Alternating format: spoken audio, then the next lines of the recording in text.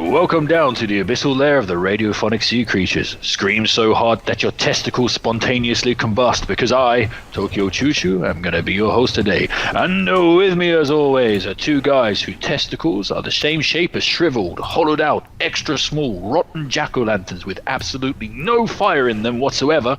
It's Human Metal and Brack. How are you guys? How are you, Human Metal? Yeah, that sounds very familiar. All right. Well, they are your... on point. Yeah. Yeah, I would know. Aside from that, everything's okay. Yeah. What are we going to talk about today? It's Shadow's time. All right. There is a movie to a TV series that has come out, and it's called El Camino. Does everyone in this room know what series that movie belongs to?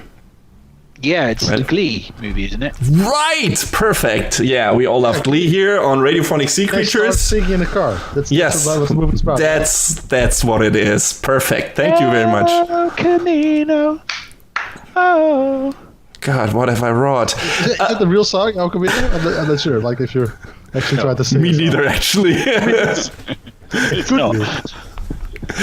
Anyway, no, actually, that movie is a follow-up to Breaking Bad, one small series that only a few people have watched. A real insider tip, like, you know, if you haven't seen it yet, maybe check it out.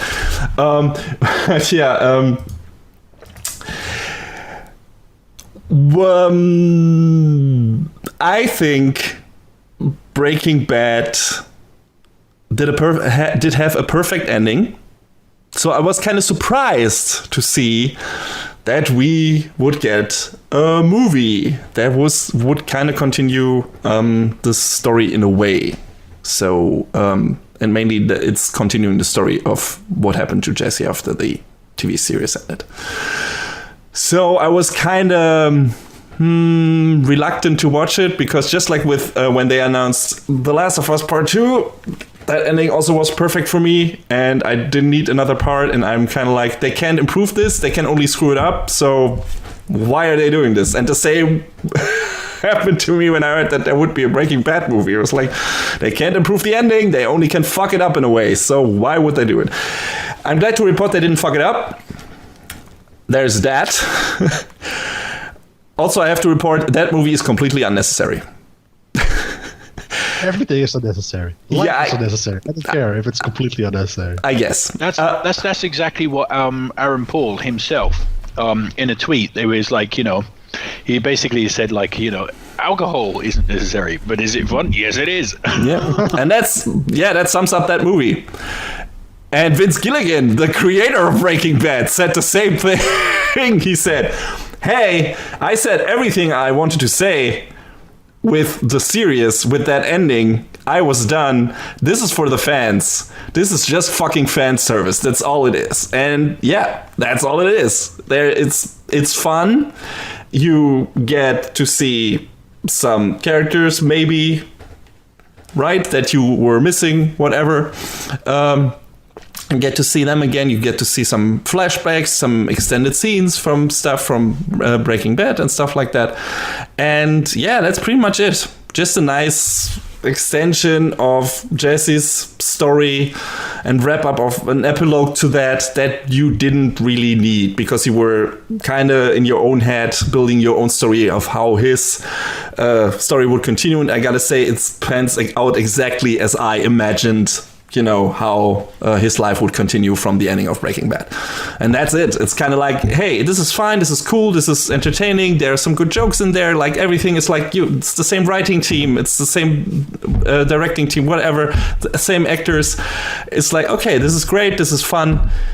It's also not telling a story that had to be told, like in relation to what the series did and what the series did. There were no open threads really that had to be like wrapped up, and the movie really doesn't do that either. So yeah, it's just fun times. It's just, hey, you want more Breaking Bad? Here's more Breaking Bad, and that's it. Wasn't everybody after the finale questioning, what the hell happened to Skinny Pete? You know, like that's something everybody wanted to know. Like, sure. Everybody's favorite character, Skinny Pete. Well, he's one of my favorite characters. Are you being sarcastic?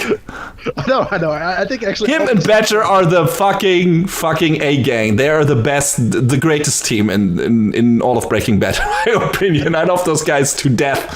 I think those characters are great, and they were definitely in the later seasons very necessary to break up like what's like constant tension and like horror. You really needed those like more fun side characters. And I didn't finish El Camino for some reason, for some odd reason I'm not going to go into right now. I only watched the first half of it. But what it mostly was like Vince Gilligan was the creator, like showing his muscles a little bit. Like it's like he really knows how to build tension really well. There are some scenes in this which are really extremely tense, and I was like on the edge of my seat for like scenes that go on for like 5, 6, 7 minutes, like really long sequences. And it's like, oh, this is great. This is really well done. It's like it's not necessary. It doesn't have to exist. Like the story is already well done. But at no point does it like diminish the story that came before it. It's like a nice little bonus on top of it. It's like when you get an apple pie, and you have like a little bit of ice cream next to it. I'm like, I love that ice cream. I don't need that ice cream. I couldn't go with just the apple pie, but that ice cream, pretty nice. Brack is basically Aaron Paul. That's exactly what Aaron Paul said. He said, like when I have an ice cream sundae, like, do I need the cherry on top? No. Will I get it every time? Yes. That's exactly what he said. That's like literally verbatim quote. Yeah, seriously. Oh, that's awesome. Yeah, there you go. I'm glad they're honest about it. They're like that. We really needed to tell the story to finish the journey of Jesse Pinkman. Like, they were like, okay, it's not necessary, but it's gonna be good. We're not gonna like diminish the series. We're gonna make it a little bit better, add a little bit something to it. But and which is what I did. Yep, agreed. Fun times. That's pretty much all it is. So Choo watch it. Yes, well, of course, I'm not going to watch the Breaking Bad movie. I just I was thinking about waiting, but after what Brack said about before the episode started about some actors in it looking a lot older, I think I may as well just watch it in isolation by myself. Not only older, but also thicker. It's mostly one character. Like, yes. The other characters, like it's not recognizable on the others. Aaron Paul looking older. Which makes sense because he was just like 6 months inside like a Nazi prison, right? So yes, he got some city miles in on those months. But there's some other side characters was like, oh, they're not supposed to look as old as they are in this scene. Which like especially not in the flashbacks. It doesn't really distract me. Like a distraction for a little bit, but then you just go back into it. But it's like. It just so happens. Like, it's impossible to make it the other way around. Like, I don't have a problem with it with Better Call Saul because you follow the characters for so long that you totally forget what they looked like in Breaking Bad compared to Better Call Saul. Like, if you go from the finale of Better Call Saul, which is probably in a year or two, and then go straight to Breaking Bad, then you will notice it. But otherwise, you won't really have a problem with it, I think. I don't think we'll get more than one more season out of Better Call Saul. That story is pretty close to getting where Breaking Bad picked up. So I wonder if they're going to stretch it about 2 more seasons, that might outwear its welcome. So we'll see. But I'm really excited to see what Vince Gilligan does after that. Like after being done with the Breaking Bad verse, I guess. Maybe he's going to retire. You don't know. He's got that Breaking Bad. You never know what he's going to do. No. He is like, I bet he still has great stories to tell. And he's so good at what he does. I want to see him, try something completely new. I want to see what that is. I really want to. That this, like you see with a lot of showrunners, at least some of them, like the guy who did Fargo and stuff, they were trying to go into movies. And this is like maybe a halfway step there to go make movies. So Well, maybe he'll do a Christopher Reeve and fall off a horse. Then it would be like Breaking Back. That's probably what he said. Okay, no. That was horrible on so many levels. That was the real star of this Halloween episode. That was the real horror. God. Oh, fuck. Let's move on from this. I want to fall off a horse now, with my head first. Let's move on from this and talk about something else that's completely unnecessary. Because I went to the movie theater and I watched some movies. I watched Mad Max Fury Road in 4D, in 4DX. which is completely unnecessary. That's all I'm saying. Like, I'm not sure.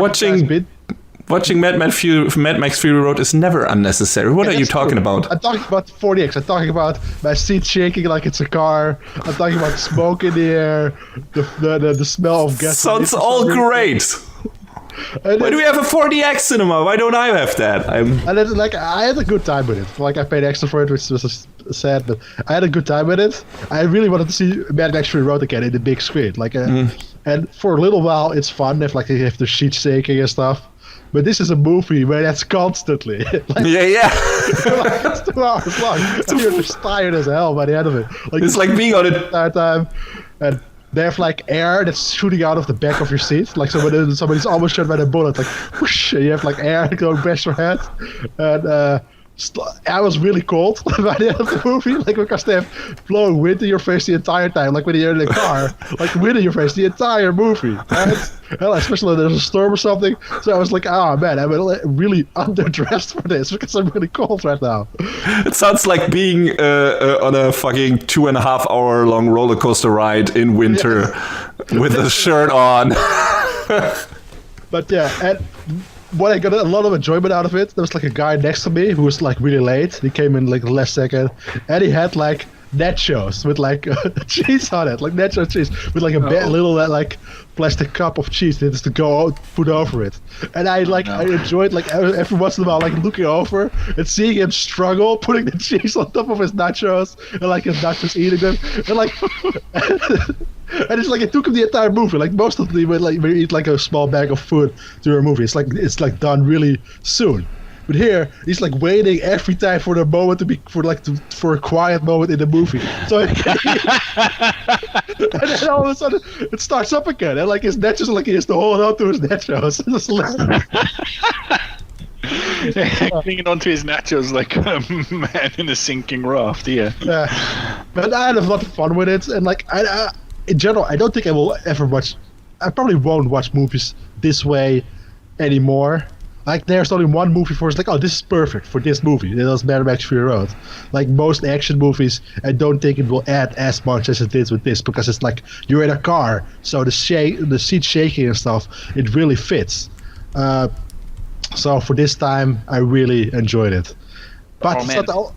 Yeah. Wait, before you go, I just want to add 2 cents to an experience I had in a 4D. So usually when you go to see 4D movies, like they're in 3D, right? So you wear the glasses. You wear the 3D glasses, for part of the effect. But so I've been to a couple 4D movies, but the worst 4D experience for me, which was pretty damn funny, which is I went to see Alien. I forgot what the fuck it's called. Alien Covenant in the cinema in 4D. But that wasn't a 3D movie. It didn't have 3D. Ridley Scott didn't make 3D for it. So I didn't have glasses. And the fucking, because aliens are like saliva heavy. They're always like spitting out like liquid and stuff. So the fucking seat kept spraying me in the eyes. I was like, I'm watching because I don't want to miss anything. And like, while I'm literally trying to clean my eyes out, whatever action scene has passed, I had glasses on. Like normal, this is not a 3D movie either. Like, and I just have glasses in general. But like every once in a while, I just have to clean my glasses. So I put the water off it, like because they sprayed so much water in my face. Now you know how a cameraman at a porn shoot feels. Damn, I hope he's wearing glasses because I had a nasty time. If I was him, I would wear those safety glasses you have like in chemistry class or something. And but you can't even see the water coming, so you can't prepare your eyes. It just literally sprays directly into your eyeballs. But going from one unnecessary movie thing to another, because what's more unnecessary than 2 Will Smiths? Because I wanted to watch Gemini Man. And Gemini Man, he was the Ang Lee movie. And Ang Lee is one of those guys who's like, he made a couple of great movies, but for the last few years, he's really obsessed with like having super high frame rate in his movies. Like he films his movies at an insanely high frame rate, and then he tries to display them at that frame rate as well. And I actually wanted to see it in the way it was made, like the way it was meant to be seen. And in my in my city, there was only one theater that actually played it that way. and it played at 120 FPS. And like if you know, a normal movie is filmed and shown at 24 frames a second, but this film is shown and filmed at 120 frames a second, and it looks insane. Like it's the most clearest image I've ever seen. It really feels like you're actually there. Like it really feels like you're actually like watching through a window at like two giant Will Smiths, which is like kind of an insane image, if you can imagine that. And it's the only, and like every single part of the screen is in focus, so it's really hard to actually focus on the actors, because like you can see like stuff in the background for like miles away that you can focus on. And like if you see like somebody drinking a beer like in the way in the background, you can actually read the brand on the beer. Like that's how clear the image is. And stuff like that looks like really insane. The movie itself isn't all that great. It's a very basic like revenge movie. Like assassin revenge movie, but like the twist is that he's got the guy going after him is a clone of himself, which like it's a pretty fun like 90s thriller, and it has like it's fun like a 90s thriller. The action scenes look insane with like 120 frames a second. Like they look way more real than you can imagine, and like it actually breaks your brain a bit, because you're looking at something that you like your brain thinks is real, but you know in your mind that it's not real. So it's like, it's really insane to see. I think that most of it reminds me of like, when you get a new console generation, right? You have like those early like games that are more like half like tech demos almost, like Knack or something, like Killzone Shadowfall or Knack. And this is what this reminded me of as well. Like, oh, this looks amazing, and you can see like sometimes they have like effects that you have never seen before on previous consoles, but you very much feel like this is very much a tech demo. And I think this is the same way. I'm really hoping for like a movie that actually uses the technology and doesn't feel like a tech demo. I think maybe like Avatar 2 or some stuff like that would probably look amazing this way.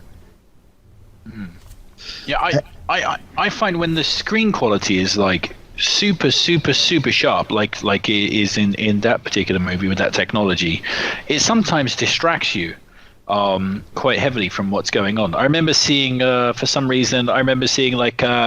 recently I watched Spider-Man Homecoming on Blu-ray, and for some reason, I don't know, there was this like this super high definition TV, like, and the picture on the Blu-ray was clearer than any Blu-ray I've ever seen in my life. It was really weird. It was like watching like a really high def home video. Do you know what I mean? Like Brax is almost like real.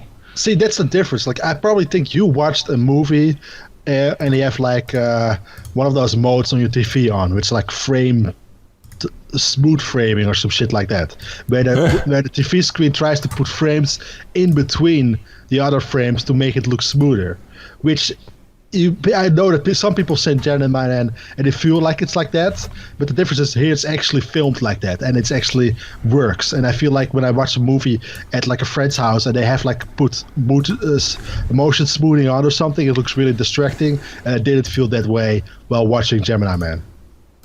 And it was just distracting because it looked just really real. Do you know what I mean? Like you're watching someone's home video. Yeah, exactly. I remember watching I think all of the Hobbit movies. And I think only the first one. Was only the first one in 48 frames? I mean, so. I think, well, at least the first one, yes. And that was, but I think I watched all of them in 48 frames, pretty sure.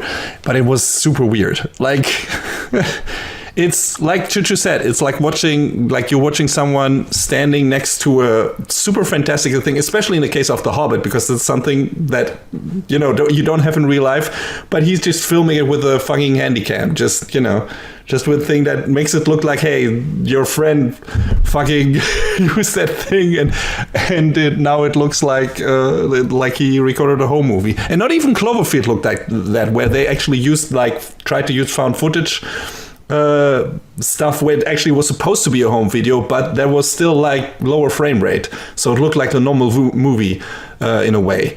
But those high frame rates, that high frame rate stuff always, and as someone who recorded a lot of home video stuff as a kid, like running around with a camera just on vacations and everything, just every time I see a movie like that, I'm like, Jesus, did my past self just fucking get dropped in the Shire and ran around with his fucking camcorder and recorded this bullshit? It's like, what the fuck is happening? I also watched The Hobbit that way, and I feel like this movie did it a lot better than Hobbit.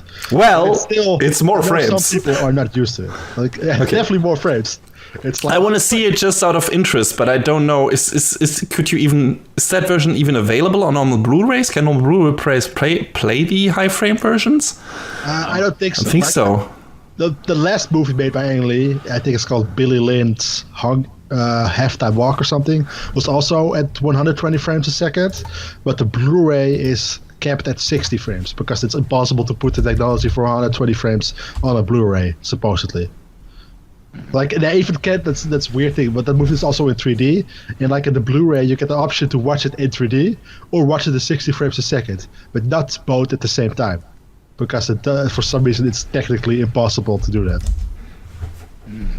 There you go, pushing the limitations of technology there. Something that isn't pushing the limitations of technology in any way, shape, or form is something I've done recently, which was I replayed the video game Shenmue 2 in preparation for Shenmue 3. I think Shenmue pushes some limitations, I think, right? It did. Yeah, it definitely did. It pushes a lot of people's limitations in patience. Well, actually, in the first... Tell me I'm wrong. Tell me I'm wrong. You're wrong. You aren't wrong about that with the first game. So last year, I bought the remastered collection for PlayStation 4, and I replayed Shenmue 1 last year, and it was terrible. It really shook my faith in Shenmue, actually, because a lot of the mechanics, especially the mechanic where you had to wait, and if you were going to meet some guy at 2 p.m. or something, you get up in the morning and you'd have to literally fucking twiddle your thumbs in the game world until the clock reached 2 p.m. And they just don't give enough for you to do in the kind of open world in Shenmue 1. So you're just literally wasting time. It was like, okay, I'm going to wait for this guy. You just get up and make yourself a fucking cup of coffee or something while you're waiting. It was bullshit. At the time when it was new, it was something, it was something unique and original, and I could give it a pass on that. In fact, I actually quite enjoyed it. But in this day and age, with all the modern technology and stuff, it's just really does not age well. Shenmue 2, however, is a completely different kettle of fish, a far superior game, and it always was. Mercifully, Shenmue 2 basically fixes all of the problems that were there with Shenmue 1, including that wait function. So in Shenmue 2, if you have to meet someone at 2 p.m. or something, you just go to the place and it gives you the option. Wait. So yes, thank you. And it immediately takes you to the time. That's how it should have been in the first one, but wasn't. Also, there's a lot more to do in the open world. The first game, for example, every day in the back half of the game, you also had to go to work to do this kind of like forklift stuff. But every morning would start with this slow ass forklift race, which was the most boring thing ever. Like, you have to spend like 10 minutes doing this fucking forklift race every single fucking day, and it's the most boring race ever in the history of racing. It's just the worst. But Shenmue 2, you have to do like a lot of part-time jobs to earn money, but there's a lot more choice and scope. You can either like lift boxes, or you can gamble, which is something I became addicted to, or you can like man these pachinko stores and like play people at like competitive pachinko games to earn money and stuff. So there are various options you can do to earn money, and just the whole area of Hong Kong is like really nicely designed and nicely well laid out and atmospheric. But the best thing about Shenmue 2 is like Shenmue 2 is like a 3-act game. You have like the beginning part, which is in sort of Wan Chai, which is kind of like the city area of the main sort of upscale city area of Hong Kong. And then you have the second act, which is in Kowloon, which is based on the walled city of Kowloon, which doesn't exist anymore. It was like broken down, but it's like an awesome dystopian style location. And then you have the third act, which is just basically walking in the forest and chatting. Nobody likes that third act, but thankfully it's only like 1 hour long, so it's all right. But the second act in Kowloon is brilliant. That's one of the most atmospheric and just downright creepiest game settings ever. Like these giant tower blocks that are all kind of interconnected, and it just feels like really violent and dark, and like it's kind of hard to explain. And the music is like really creepy and stuff. You got like this really scary end boss that's always chasing you all the way through the game, and every if he gets hold of you, kills you. And then Ryu and Ken from Street Fighter appear, right? Oh yes, that you're talking about the Street Fighters that you fight. Yeah, they're definitely. No, actually, it was fun. No, there's a Street Fighter anime series where they also go to Kowloon. So there was a dumbass reference that no one got for our listeners, but I still had to put it in there. I'm sorry.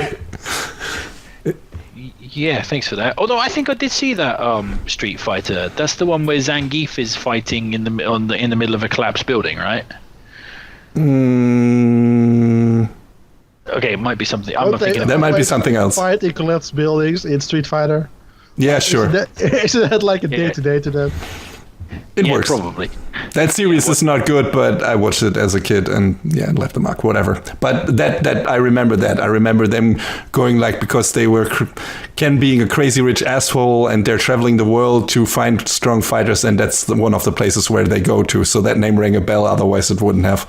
It's like they run across all those crazy criminals there, and it seems like in Shenmue 2 they did the same thing like for that place, which is interesting. Well, did it also have like a fighting ring there, or was that just like criminals? Yeah. Well, I don't know if they had a fighting ring in the real Kowloon City. No, I know. I mean in the game. Yeah, of course they do. Yeah, there you go. One of the best. The thing is, like the second part of Shenmue 2, the second act is all action.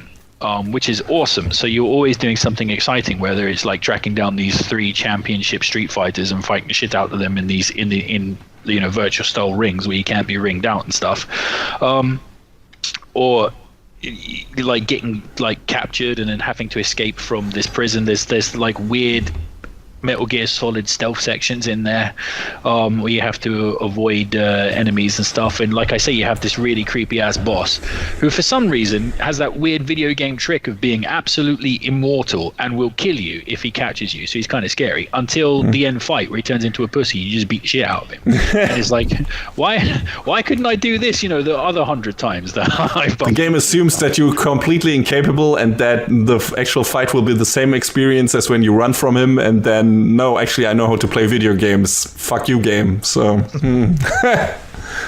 that's what happens. Oh. Did we drop Bragg? What? No. What are you looking at? Oh, sorry. Sorry about that, Radiophonic Sea Creatures audience. A horrible little window just popped up on my PC telling me your PC is about to restart to update. And I was like, oh my god! So, thankfully, I just chose restart later. So, but for a second there, I was panicked. But yeah, that middle section of Shenmue just absolutely like perfect, and it just completely reignited my passion for Shenmue. And now I'm really looking forward to 3. So. There you go, good stuff. And if you haven't checked out Kowloon City, the real Kowloon City, go on YouTube and find some footage of that, because that is a scary, scary fucking place, man. Oh yeah, it looks insane. Yeah, they tore it down, but that's some scary shit. I mean, basically, I think that's pretty much the inspiration for pretty much like every dystopian like future city. Everything from Fist of the North Star is Kowloon. All right, and with that, we're going to move out of the shadows and into the depths.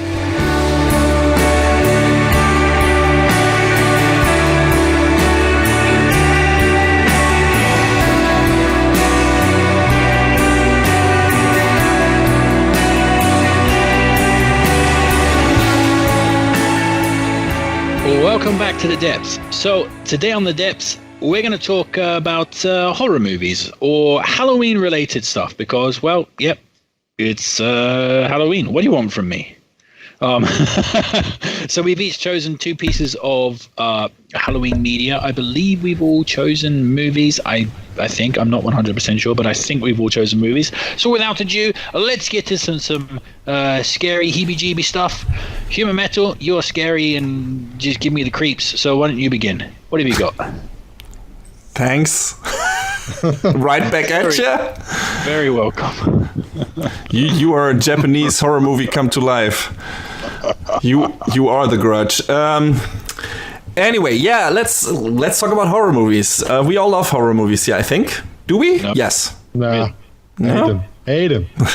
Not particularly. Too scary. But, I don't know if we've really talked about it. What kind of horror are actually your favorites? Like, do you like the standard slasher stuff? Do you like psychological horror, more creature, feature?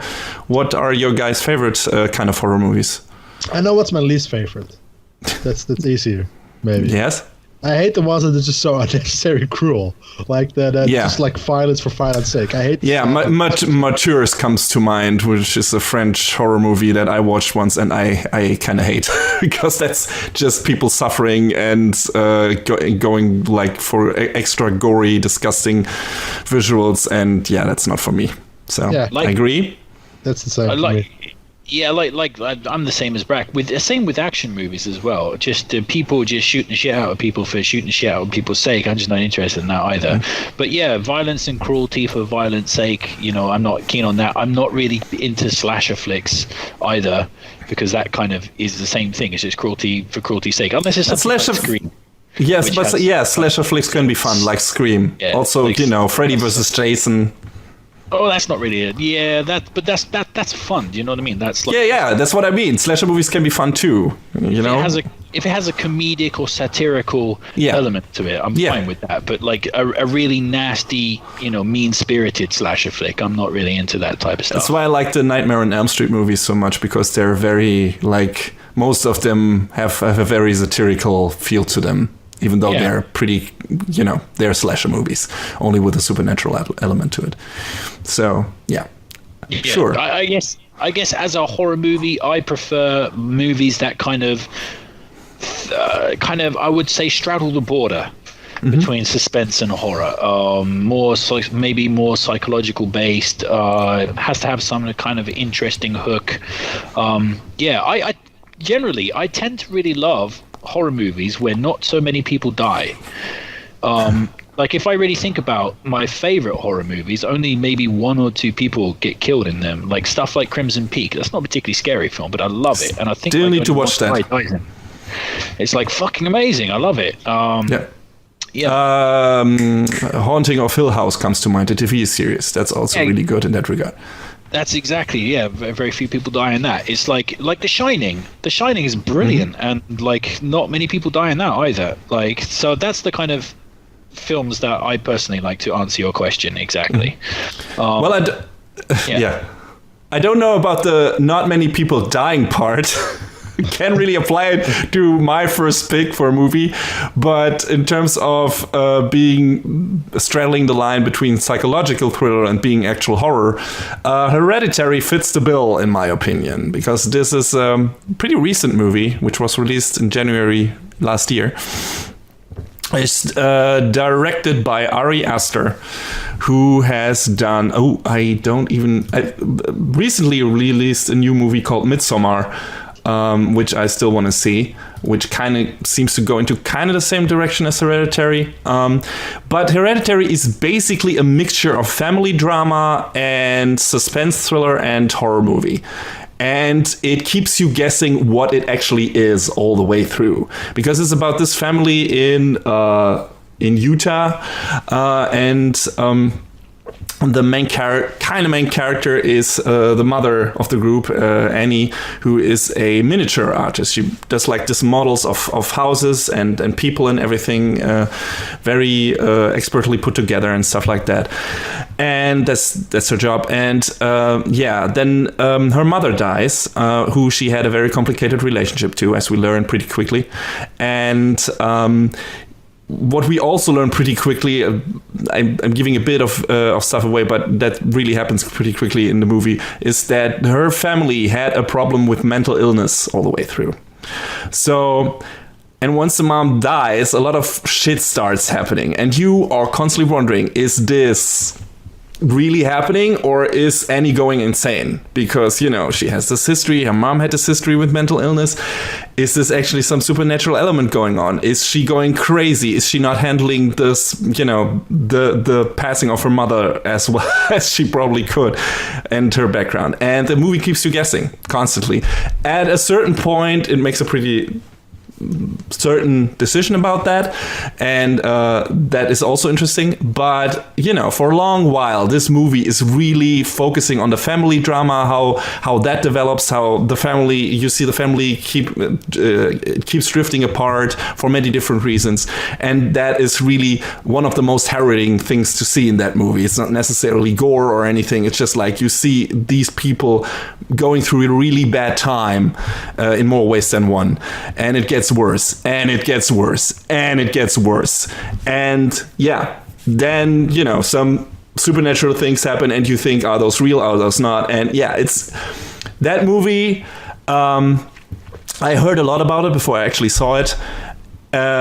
So my hopes were pretty high, because when it comes to horror movies, I don't want to be like, oh, brag, nothing scares me, but that's how it works. Like, I found not many horror movies that really scare me and really like manage to get me into, pull me in so much with their atmosphere that I'm genuinely like pushed back into my couch and just, you know, pulling up the my blanket to my face, and I'm just completely enamored by the movie. And when something scary happens, I'm really like, the hairs on the back of my neck start standing up, and, you know, you get goosebumps and shit like that. That never happens to me.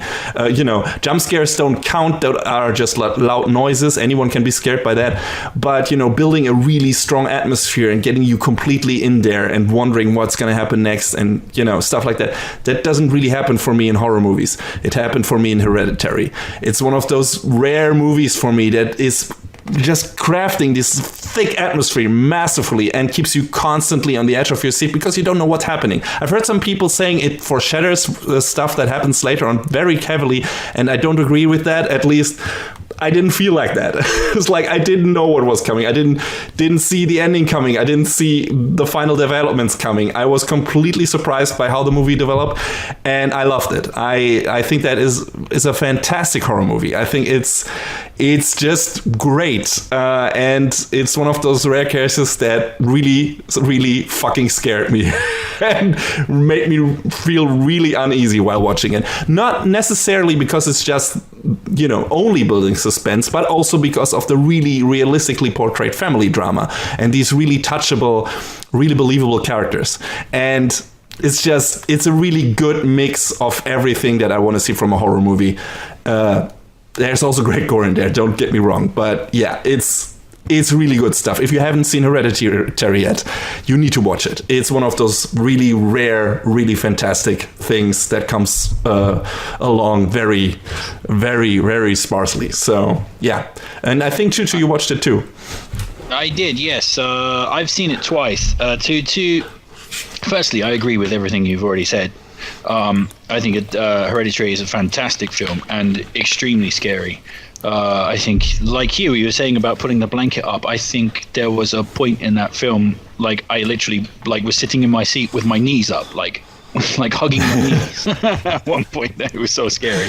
But a couple of things I will say. I've watched it twice. I just watched it just recently as well.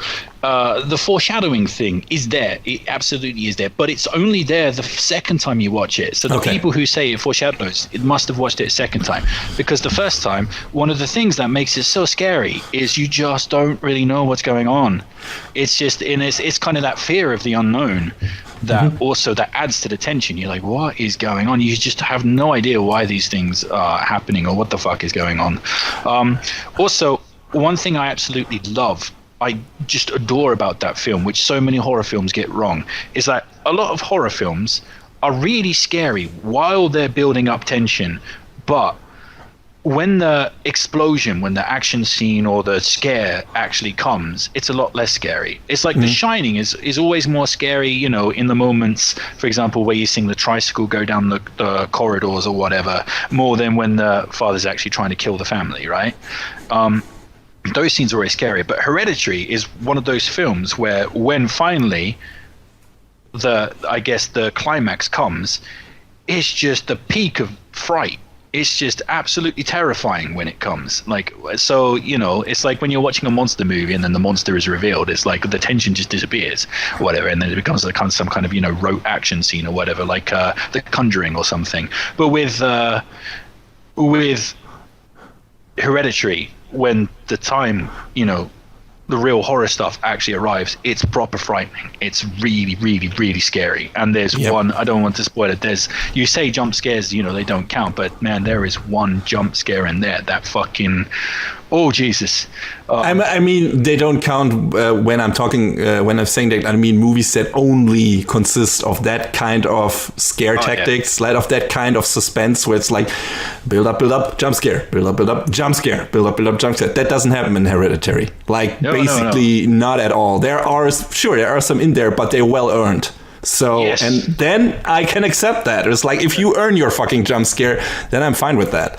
The peak jump scare, which I'm not going to ruin, but just for Human Metals and anybody else to watch it, which involves just someone running. That jump scare is literally one of the best jump scares in any film ever. I think I literally actually screamed out loud. I can relate. Yeah, really good stuff. Yeah, it's a fantastic, wonderful horror film. Like, absolutely, just you can't ask from anything more than that film gives you. I think is great time if you want to be scared shitless. Yeah. Also, it's one of those movies, please turn off your phones, like, just put them somewhere else, turn off the sound, like, fucking turn off the lights if you're not too scared, if you're not too easily, if that doesn't risk you of causing a heart attack.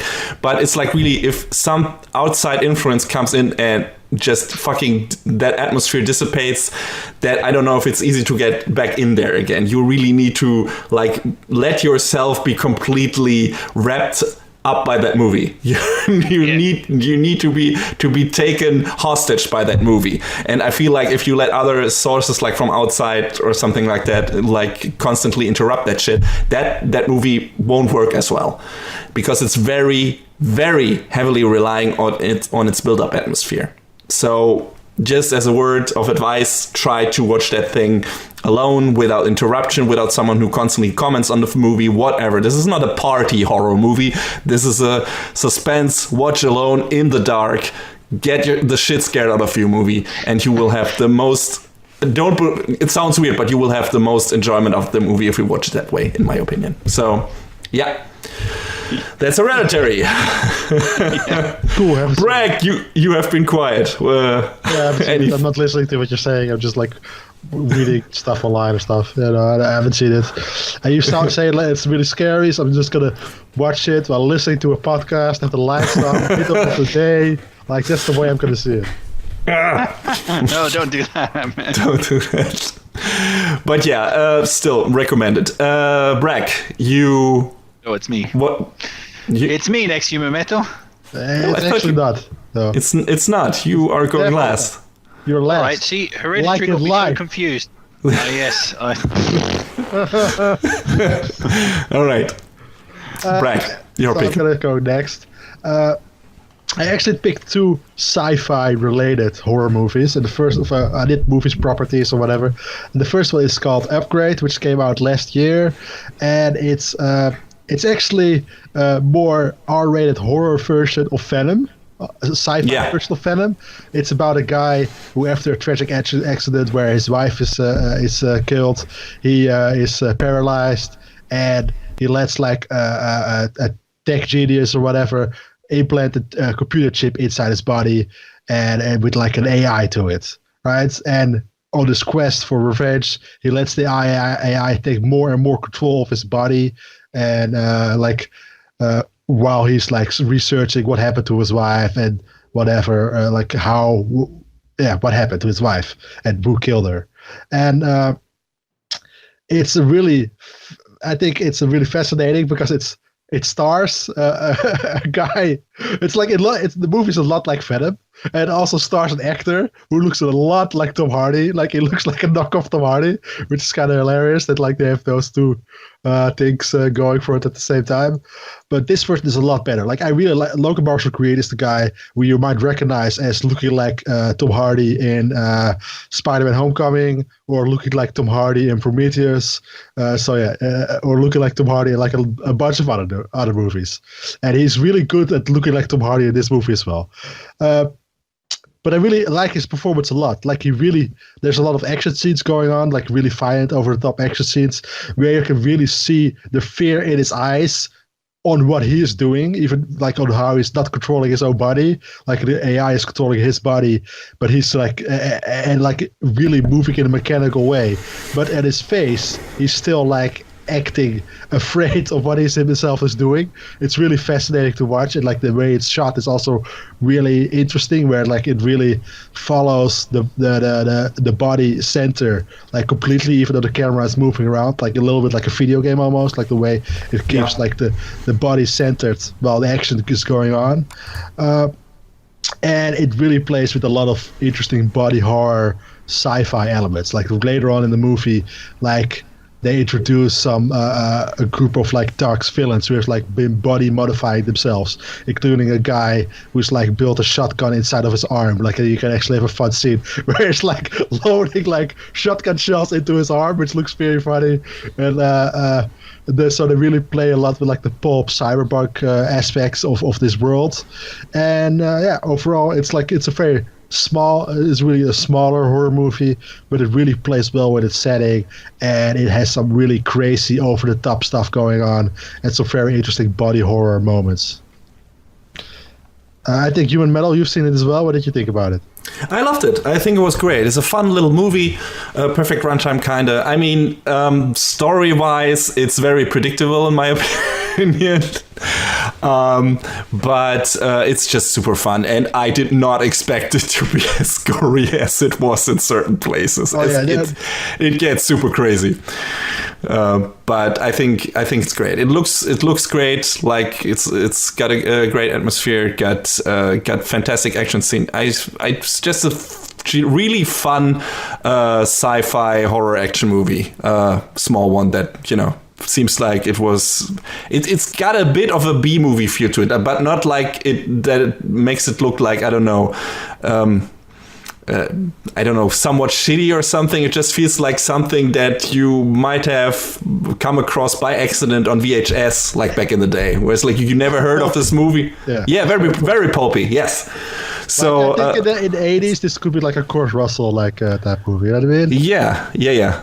Something like that, and it gives it like this kind of special charm.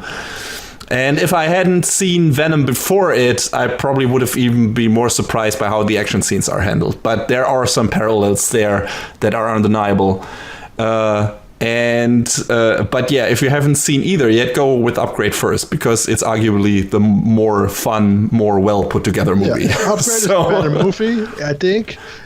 Arguably also the better performance, but it doesn't have Tom Hardy mixing like 30 different accents at the same time. Like it doesn't have that. That's true.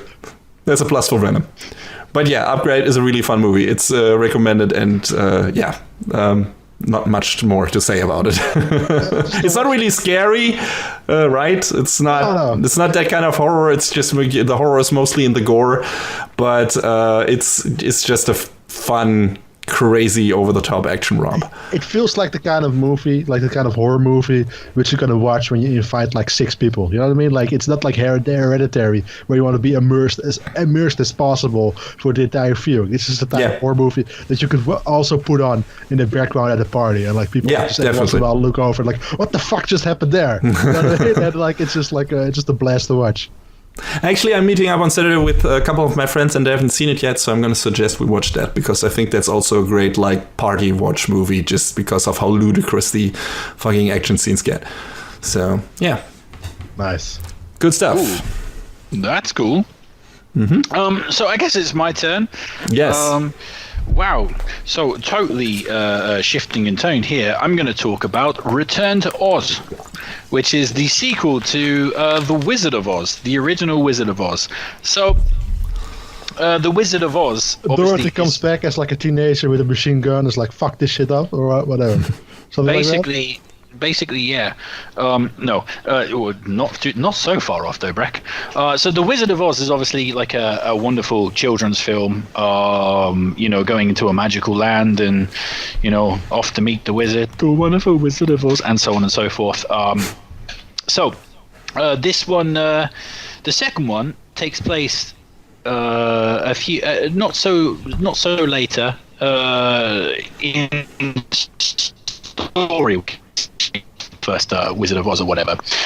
Dorothy in this version is played by, I want to say, I can never pronounce her fucking name. Feroza Bulk.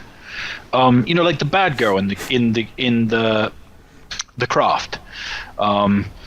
Two-Face, one of Two-Face's minions. I've forgotten her fucking name. Like Feroza, I don't know, something Bulk. The goth girl. That everybody knows that goth girl from that generation. But anyway, the story generally goes that Dorothy, after the Wizard of Oz, has basically been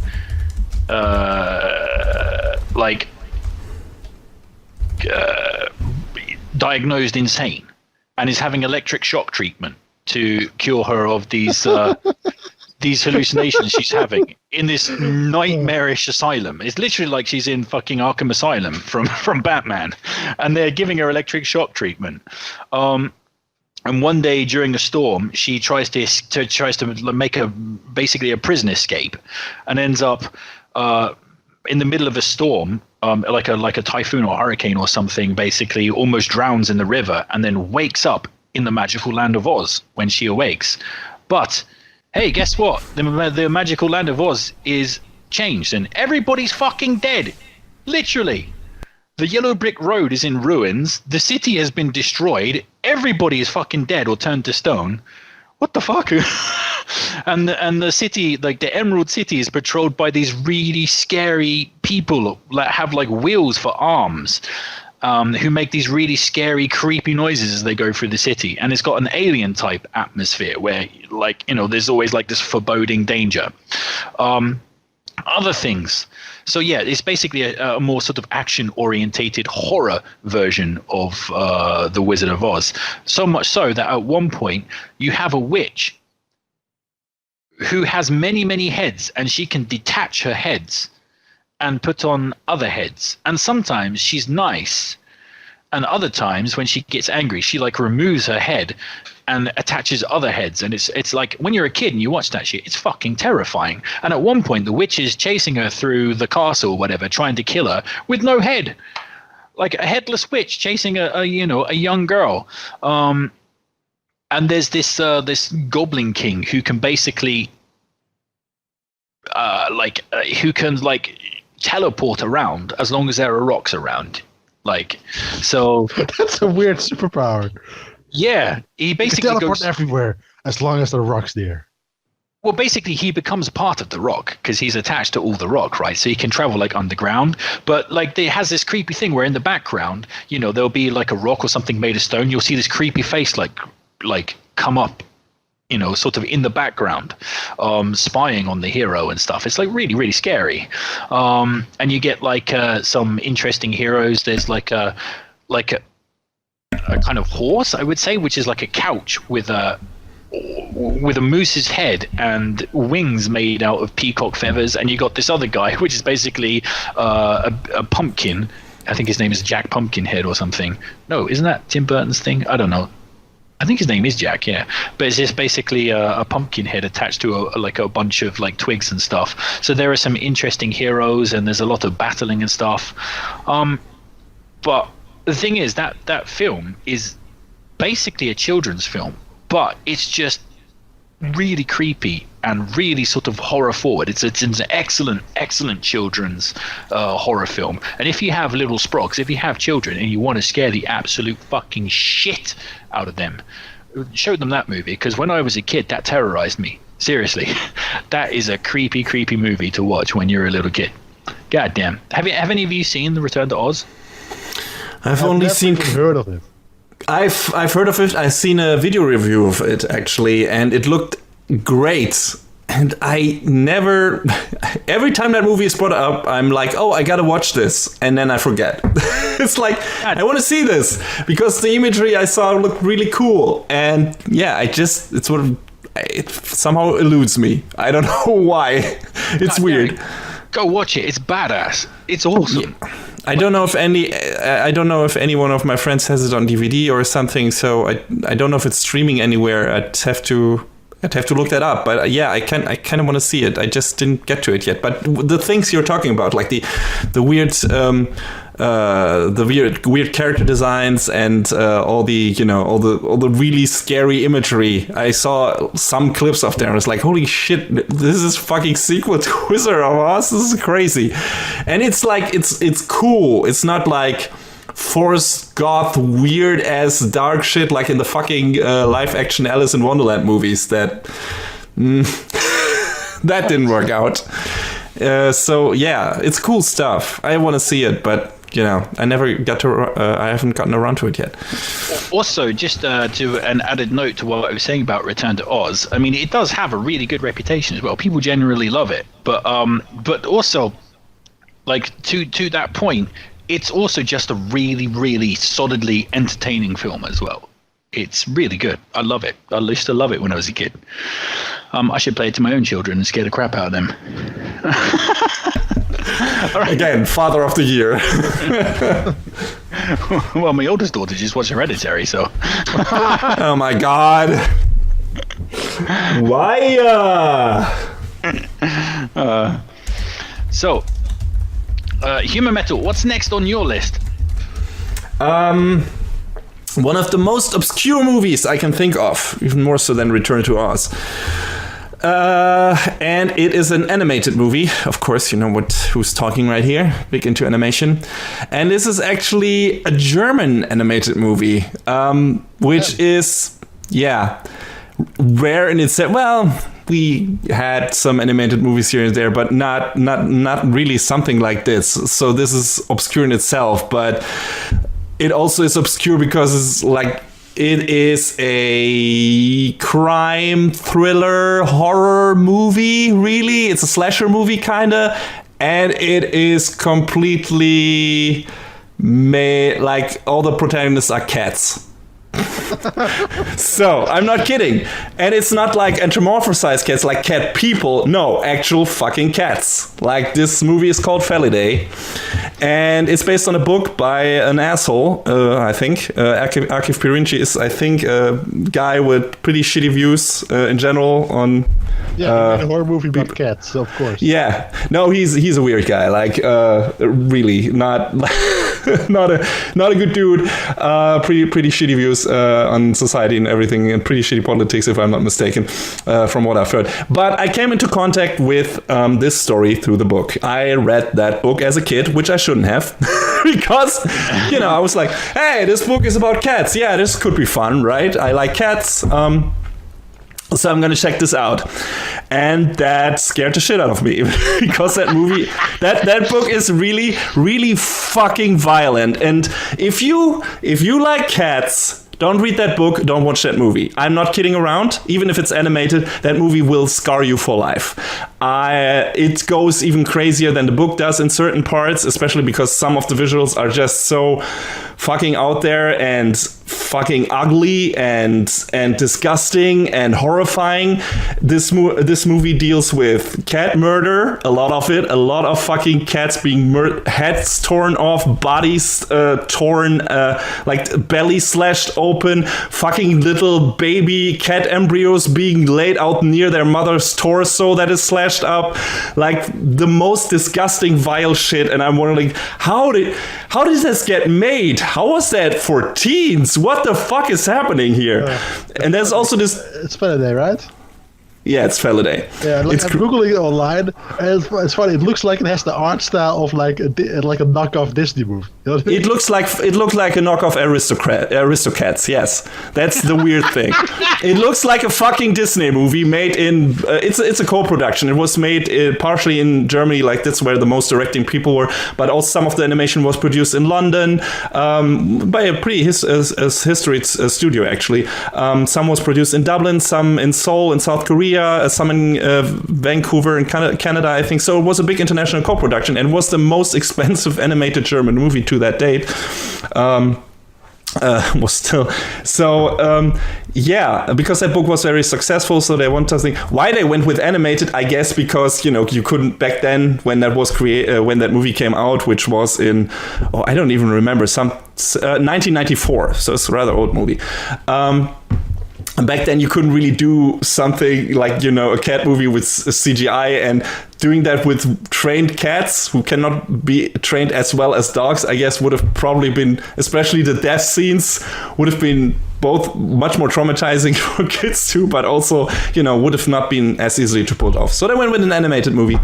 And the story of this movie/book is basically Francis, who's the main character, comes into a new neighborhood, moves there with his owner, and he's like this snarky borderline Sherlock Holmes-ish, but also mixed in hardball detective guy, just a smart ass. And that's what one of the cats he meets there and that he befriends, called Bluebeard, actually calls him a smart ass all the time.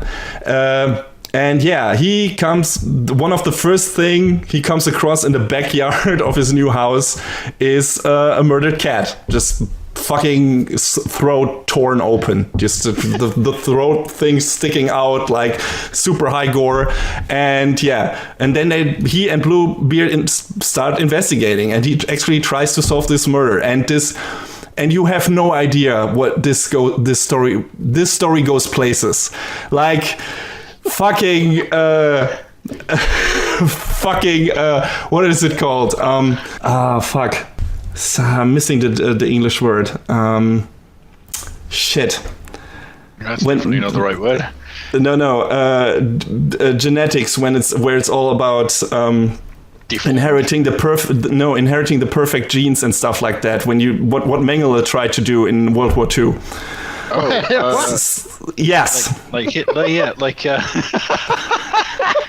Yes. The master race or something. Yeah, exactly. That's where the movie goes. That's the experiment with genetics, trying to create the ultimate cat form, which is, I'm giving a lot of stuff away, but that's ultimately the intention of the killer in this movie. Like, it goes into crazy experiments, like by scientists who try to create this perfect formula for just a tissue connecting glue or something, and tested it on a lot of. They created a clone of Will Smith. That's it. Yeah, maybe that might be in there. That's maybe the sequel. I don't know. I've actually read the book sequel. Is a scientist a cat too? No. Oh, okay. But cats in this story are unreasonably intelligent. They can read and stuff like that. So my fucking cat gets confused when it sees a butterfly.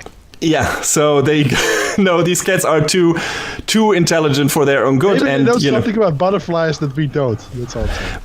But that movie is crazy, and what I love about it is, at first, it's the most interesting thing I think Germany has ever produced in terms of animation, because Jess is so fucking crazy and out there, and it's a fucking horror movie. It's got some of the most creative imagery when it comes to horror, actually drawn horror, like painted horror. Yeah, killing cats that I've ever seen. Like, there's a nightmare sequence that Francis has. He has this weird prophetic nightmare sequences in certain points in the book several times. I think there's only one in the movie, and this is one of the most nightmare fuel inducing, craziest, most creative horror things I've ever seen. Like dancing zombie cat puppets that fall apart on the screen, like their flesh falling apart and shit like that. Fucking crazy shit. I've never seen something like that again, especially not with that subject with animals. It's fucking, I don't think today you could make that movie anymore. It's a borderline snuff movie in certain part. It's fucking crazy, and I could only sit through. You're saying this for teens? You're sure that it's not like NC-17 or some shit? Yeah, I am surprised. I mean, it's still an animated movie, so it's unrealistic, quote unquote, violence. But like I said, if you like cats, if you have a cat yourself, I strongly discourage you to watch that movie. It's like, and I only sat through it because I was already scarred from the book for life, because I knew what was happening. So, but yeah, that movie, not for kids, definitely. I wonder how many fucking kids got scarred by this because their parents thought, oh, this is a nice animated movie about cats, and dragged them into it, and I was like, fucking holy shit, this is the worst thing I've ever seen. Well, choo-choo. Yeah, well, basically, I haven't seen that film, but, however, I don't know which one came first, so I can't really say, but it sounds like it rips the fuck off of Watership Down. No. The English one. That's a different thing. Watership Down I can sit through, and Plague Dogs also ventures in that territory. Those movies are realistic and realistic for animated movies, but still horrific. I just looked some stuff up on YouTube from this movie, right? Yeah. And this is like some Kill Bill type of violence going on. Yes, like exactly. At the moment, like in this stuff I see on YouTube, where like the one cat's like they're fighting and then like leap at each other, and one cat goes underneath the other cat and like opens up the intestines of like the You're giving away the finale. That's the final fight. No, the finale shit. But like the intestines drop out and stuff. Like it's insane. Yeah. Yes, it is. I was literally like, what the fuck is this? Yes, this is the movie all the way through. It's super crazy. But no, what I want to talk about, Watership Down and Plague Dogs bum me out because they have like this very dark, somewhat realistic, very depressing tone to them. Definitely. That's not what Felidae is. Felidae is a balls to the walls insane horror schlock movie. It's the craziest fucking bullshit you've ever seen. That's why even though it's fucking horrific imagery is in there, I can't take it seriously. I laugh at that movie because it's so out there. It's so over the top. It's dumb. It's like fucking Predator on steroids, stuff like that. I consider it a really, really entertaining, horrifying slasher movie, and it's just so. I've never seen something like that anywhere else in animated movie space. So that's why I love it, because it's special. It's something unique. It's a bad movie in a way because it also gives away the bad guy way too early. The book doesn't do that. It's the animation budget varies a lot. Like some scenes look downright amazing, like out of a top tier Disney movie, and some scenes that are like catered off to Korea, like a Korean studio, just look really off model and shit like that and don't look good. So it's a very mixed in terms of animation quality. But I love that movie. It's dumb in a way, but it is also kind of smart in a way because of the protagonist. It's fucking crazy as hell, and I've never seen anything like it again. So that's why it's one of my favorite horror movies. And if you think you can stand it, if you're like, hey, okay, I like cats, but I want to see something crazy and dumb I've never seen before, and something with really creative horror imagery, I recommend that movie wholeheartedly. It's like, it's something you will probably never see again in your lifetime. It's crazy. It's a miracle this thing ever was created. It's a miracle that this thing ever was created here and looks the way it does, that it came together the way it does, that it works it's still, like I said, it's a bad, dumb movie, but it's a functioning movie. It's got a straightforward plotline. The pacing is great. The characters are fun. The dialogue is fun. Can't say how the English dub is because I've only seen it in German. But there is one out there. It might be on YouTube. I don't know if the full movie is there. But if you dig a bit, you might be able to find a DVD. I think there was a DVD that even I think the German DVD has the English dub on it actually. So if you can find that somewhere, you can dig that out on eBay. I recommend, if you are not a super... That's all I'm saying. Yeah. So there you go. I don't know if the full movie is in English. English, yeah. So there you go. So yeah, if you want to see something crazy stupid and you're not afraid to watch some cats butchered to hell and back, watch Felidae. But I'm warning you, that movie might fuck you up. It might also make you laugh because it's so ridiculous. So there you go. Yeah, it is. Yeah. Oh, that's the word I was looking for. Eugenics. that movie ultimately is about cat eugenics. So there you go. A crazy cat tries to create a Nazi cat race. So there you go. Only from Germany, people. Only from Germany. Nazi cats. It's funny if you look at the cover, like the DVD cover on IMDb, it looks like it's a children's movie. Like it's yes, it looks so innocent. It is not.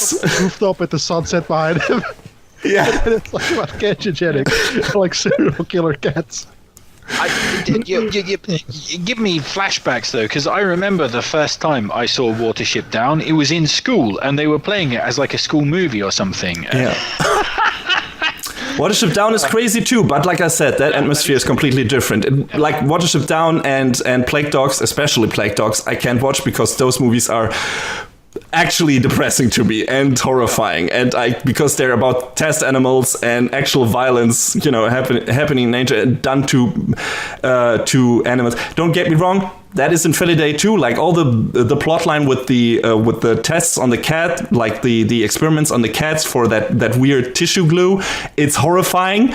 There's some crazy imagery in that too, but it's still framed in this way that makes it look like this super crazy over the top schlock thing. So you're never that immersed by it. You're never that bummed out by it like you are when you're watching Watership Down or Plague Dogs. So I'd say, although just to clarify though, Watership Down is a masterpiece though. It's great, yeah. Watership Down. Don't get me wrong, it's fantastic. It's one of those movies. I've seen it twice, and I'm pondering if I ever want to see it again. It's great, but it's really disturbing and depressing. So, and the same, like I said, goes for Play Dogs. I've only seen that once. I don't think I can watch that movie again. It's by the same people who did Watership Down, and that movie just fucks me up. It's horrible. So, Felidae doesn't do that to me anymore. The book, like I said, did most of the groundwork.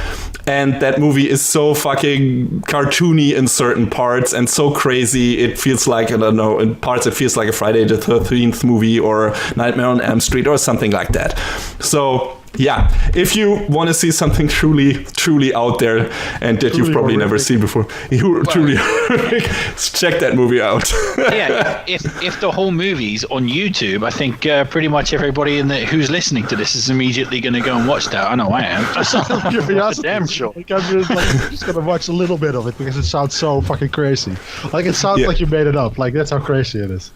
Well, yeah, you'll see. Like, if somebody actually paid for this. This is what the fuck is going on. Yeah, how did they get the money for this? Who thought this was a good idea? I don't know.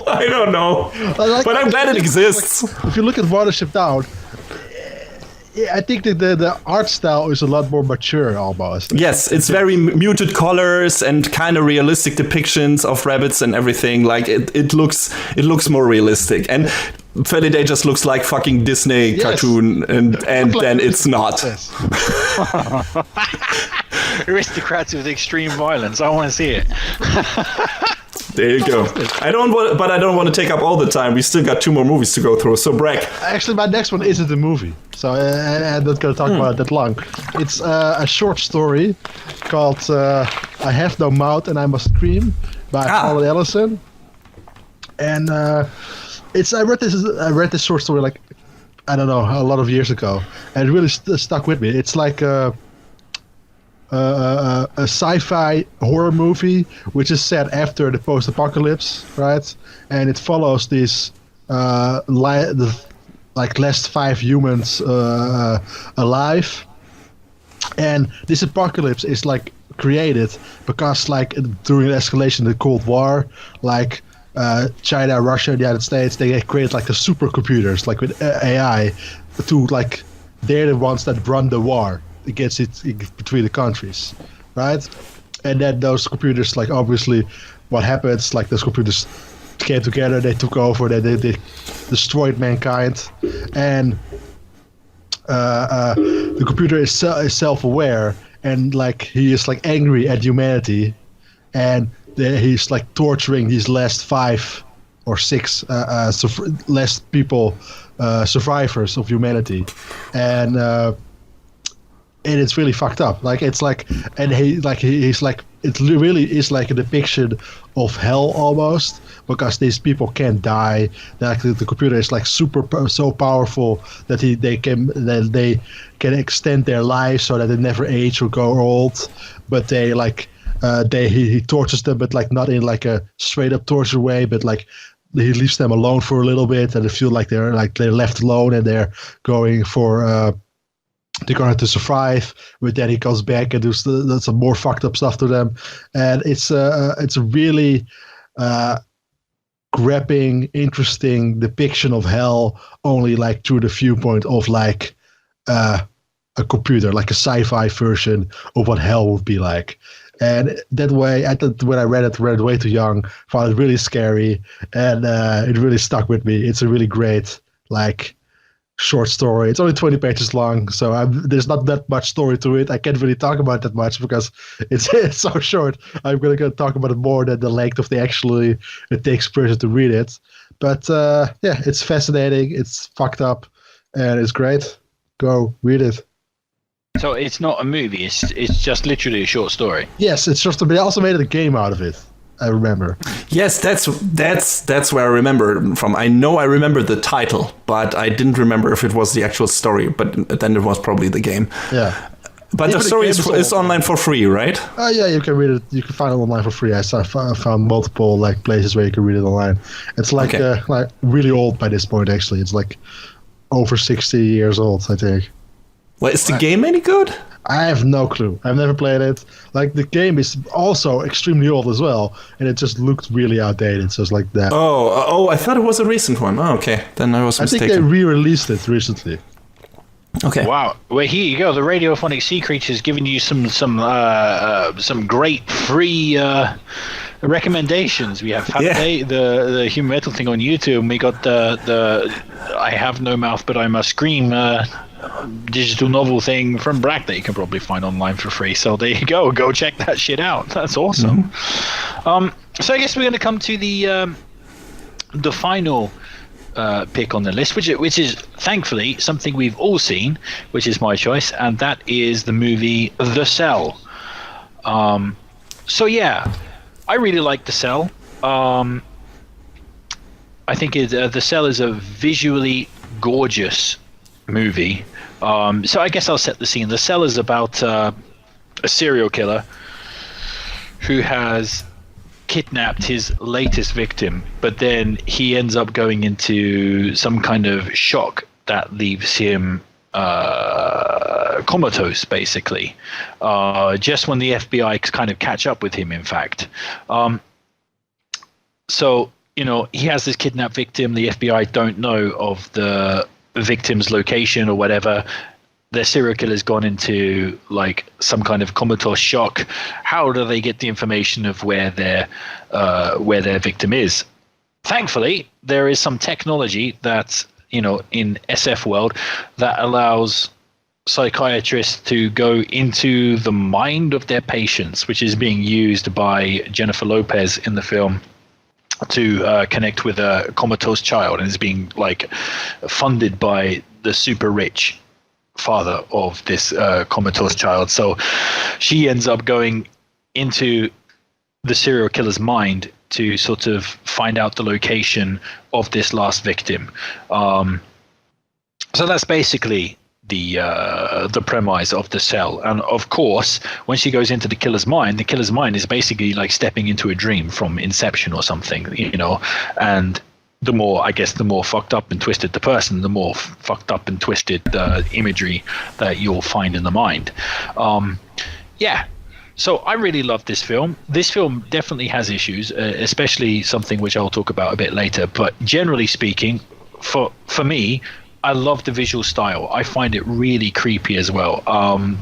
Vincent D'Onofrio gives a really great performance. That's the only great performance in the movie. That's all I'm gonna say. He's great though. Vincent D'Onofrio really owns this movie. He's like the definitely the best actor in there. Yeah, I don't mind Vince Vaughn in this movie actually. I think Vince Vaughn's perfectly all right, adequate as a kind of hard-boiled, gruff kind of detective. Certainly one of Vince Vaughn's better performances, I think. This was the point in Vince Vaughn's career where he wasn't, he wasn't a comedy guy yet. Yeah, that's true. Yeah, he wasn't quite fat. He was still like on the Kool-Aid of swingers and stuff. So he was. What? You're not a swingers fan there? It's all right. I'm not big into it either. Swingers is great. No, I was just, relating that's on the swingers train, sounded like he was working out because he was into actual swinging. So it's just judging from his character from Swingers, probably. Okay, well there you go. But yeah, I love the visual style. I think again, Jennifer Lopez, as Brack was saying, sometimes some of the scenes in there, I don't know.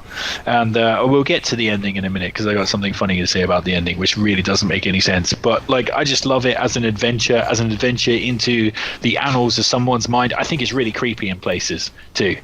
There are some really creepy stuff. Plus, I find one of the best things about that movie is that in a lot of horror films, I don't really care about the end result. But in that movie, I really wanted that girl to be found.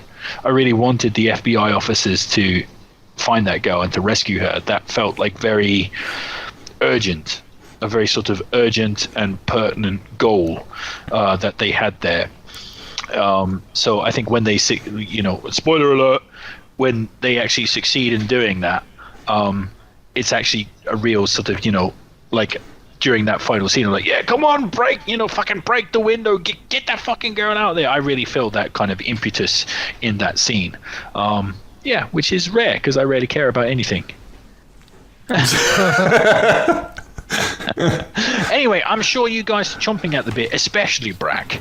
So I can I go first because I don't have so much to say about the movie because it's been ages since I've seen it. But what I remember very distinctively is the visual style of the movie, and I think that's probably one of its best features because all the stuff that happens in Vincent D'Onofrio's mind palace, whatever you want to call it, is was visually stunning back in the day. I don't know how it holds up. It actually holds up really well. Well, there you go. There are some moments with kind of bad CGI or whatever, but are mostly those are actually used mostly for the moments where they're just going into the brain, right? So it's it actually feels like this is just the technology aspect of going into the mind, and after that it's mostly practical, and that all stuff really works really well. You see the effort put into that, and it really probably took a shit ton of effort. I remember Brack's point. Hang on, sorry. Yeah. I was jumping, but there is this one point which is kind of jarring where you're going through all these wires and fibers and stuff, and it just is straight out of a PlayStation 2 game. But aside from that, it's all good. It looks like the moment in the Fast and Furious movies where they put on NAS, they put on the turbo boost, and you go into the engine and then they go and then the car goes fast. That's what it feels like. Or you're going into the brains of Vincent D'Onofrio. But the naff moments of CGI in that are far outweighed by the spectacular visuals of it. Yeah. But carry on, Humberto, sorry. Yeah, it's just some standout moments with the stuff with the horse that just get fucking dissected. And then I think the most iconic thing is where she gets into this throne room and Vincent D'Onofrio in his demon form sits on his throne and just gets up, and the curtains just pull back because they're fucking connected to the back, to his back through these rings and stuff like that he hangs himself from in real life, and it looks so fucking epic and opera-esque and shit like that, and he just walks down to her and just in his fucking in such a fucking deep ass voice, "Who are you?" and she's like, "Ah!" and just fucking gets wakes herself up. But that's such a great fucking moment. Terrifying. He's the demon in his own mind. It's visually impressive and creative, and I think That's a great, well staged scene, and yeah, that's what I remember the movie the most for, being just impressed very much by its creativity in terms of its visuals. While we're talking about amazing scenes from The Cell, which always stick in the memory, the moment where fucking he's got Vince Vaughn's intestines attached to the wire thing and is pulling out his intestines, and Vince Vaughn is saying, you know, it's not real, and they hear Vincent D'Onofrio is going, it's not real, clapping his hands while winding his intestines out. Oh man, that's awesome. I'm not sure about awesome. It was really fucked up. But yeah, as well. In that way, it's awesome. I think the visuals are just the best part. Like they're the main reason for this movie existed. Like everything around it feels like it's definitely like written around having those crazy visuals in there, and I think that's that's a fault of the movie, because like you have a selling point, just go like make the most out of it if you can, which they do, which is great actually. I think the other stuff doesn't really work. Like I think the story it's kind of generic, right? It's like kind of a basic story. I think the performances aren't all that great. I really don't like Jennifer Lopez or Vince Vaughn in this movie. They're not terrible, but they're also not good. Vincent D'Onofrio gives a great performance. But that doesn't really matter, because the visuals is why you watch this. Like the fucking crazy like set pieces almost, but you're like because it's in a dream as well. They actually play with that. Not in a dream, in a mind. They play with it really well. Like you don't know what's going to happen next. Like you could go from, you can actually go horror logic, which doesn't really work in some movies, but in this movie you can go from completely different locations to other locations. The character can change from the way they look or to other moments where they look completely different, and that way it really keeps you on your edge and it really surprises you. And they really love that like super ultra wide shots with like a lot of background and a lot of like crazy like painting like imagery. I remember this is one stop where like Vince Vaughn for the first time like he goes into the dream, and he's at like this crazy location where it's like the three women sitting there with like their mouth open like into the air, and then all of a sudden they like talk for a few seconds and then they go straight back to the original position they had, and it just looks like a weird painting almost. It's crazy. Yeah, that's awesome. Yeah. Also, I don't know if you know this, the visual where Vince Vaughn is laying face down in the water is taken from a French film, a famous French film, which was also released on, I think, a really famous single released by the rock band The Smiths. So it's a direct reflection of that thing from French cinema from like ages ago, and an old French film. I disagree with you about Vince Vaughn. I think he's fine. I think Jennifer Lopez has moments where she forgets what film she's in and starts looking really sexy and stuff. And like, you know, it's like yeah, it's kind of like she's standing there in like a shirt with no pants or whatever, you know, and like smoking dope or what, like literally. And it's like, what film are you in right now? You forgot what this film's about, like. But To go into issues, there's one thing for me which always makes me which makes me laugh and think like, what are they trying to say to you? Is that the whole thing, right? Jennifer Lopez's character has this thing where she wants to take the comatose boy into her mind to, you know, to basically take the patient who's having a hard time into her mind, right, to show the patient a different world and to give them some comfort. And all the other characters are saying, no, that's not going to work. Yeah, you're going to traumatize the character if you take them out of their own headspace, you know, into your headspace or whatever. But she's saying, no, it's going to work. So at the end, she wants to save Vincent D'Onofrio. So Vincent D'Onofrio, the killer, has two forms of himself. He has like, he actually has three forms, but he has like the demon guy, who's like his fantasized version of himself. He has the actual serial killer guy, who he actually is, who appears like in one or two scenes inside his own head, and he has the boy who represents his innocence. So at the end of the movie, her idea, Jennifer Lopez really wants to save the innocent part of him, wants to save that little boy, and maybe, you know, prove that there's a better side of life, you know, and bring him back to the light side or whatever. So that's her goal at the end of the film. And so she betrays her co-workers and then goes into the dream world, and they were like, no, you can't do this, you shouldn't do this, and she's ignoring them. She goes into the dream world and pulls Vincent D'Onofrio, the serial killer, into her world and finds the little boy and is talking to him, but the little boy is like, he always finds me or whatever, and then the demon version, and then it ends up with a fight, and then basically she just straight up kills the demon and kills the boy too.